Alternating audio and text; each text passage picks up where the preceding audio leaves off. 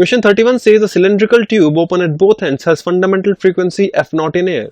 The tube is now dipped vertically into water such that 1/4 of its length is inside water. The third harmonic frequency of air column now will be.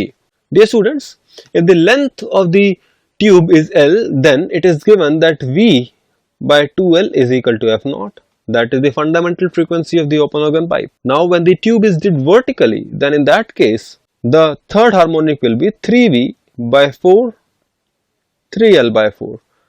Please note that the length here becomes 3L by 4 as 1/4 of the length is inside water.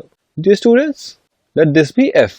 Now from this expression we can find out that V by L is equal to 2F0, and we can substitute this value in this expression and write down that F will be equal to 2F0. And therefore, dear students, the answer for this question is option number 3.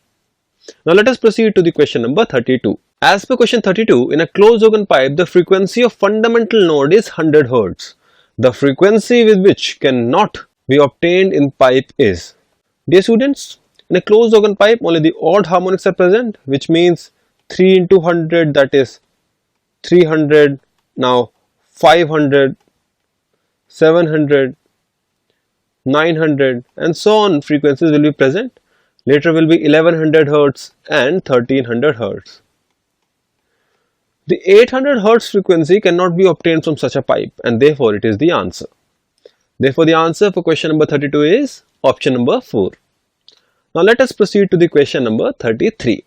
Question 33 says, in context of motion of source of sound and observer, choose the correct statement. First, the apparent frequency changes due to the motion of observer. Second, the apparent frequency is independent of velocity of the medium if source and observer are at rest. C, the apparent wavelength changes due to the motion of observer. Dear students, the apparent wavelength changes due to the motion of the source. However, apparent frequency changes due to the motion of source and the observer as well. When both the source and the observer are at rest, then the apparent frequency is independent of the velocity of the medium. It only depends on the emitted frequency. Now considering all these things in mind, both A and B are the correct statements. C is an incorrect statement, which makes option number 3 as the correct answer. Now let us solve question number 34. As per question number 34, the displacement of a particle in a medium after superposition of n waves is y is equal to 4 sine square t by 2 cos 500 t. The value of n will be, dear students, using the trigonometric identity that cos 2 theta is equal to 1 minus sine square theta, or sine square theta is equal to 1 minus cos 2 theta divided by 2. Y is given to be equal to 4 sine square t by 2 cos 500 t. This can be written as 4 1 minus cos t by 2 cos 500 t. Here y would be equal to 2 cos 500 t minus 2 cos t cos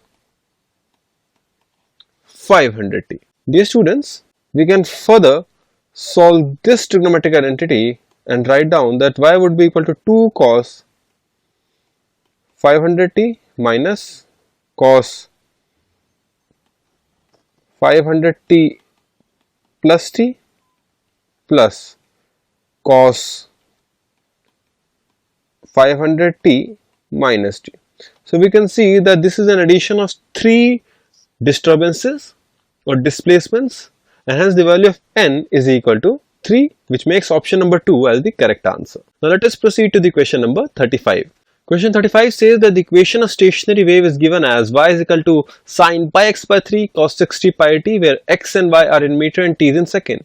Which of the following statement is wrong? Distance, first option, distance between two consecutive nodes is 3 meters. Distance between a node and nearest antinode is 1.5 meters. Speed of component waves is 180 meters per second. Or fourth option, which says the frequency of component waves is 60 Hz. Dear students, please keep in mind that we have to find out the wrong statement. Now dear students, from the given expression, k, that is the propagation constant, can be calculated as pi by 3.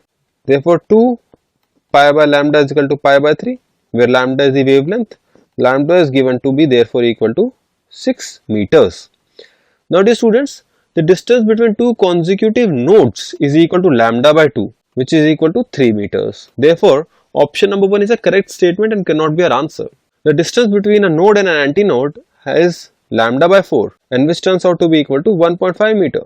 Therefore, as per statement number 2, it is the correct statement and it cannot be our answer. Third option says that the speed of the component wave is 180 meters per second.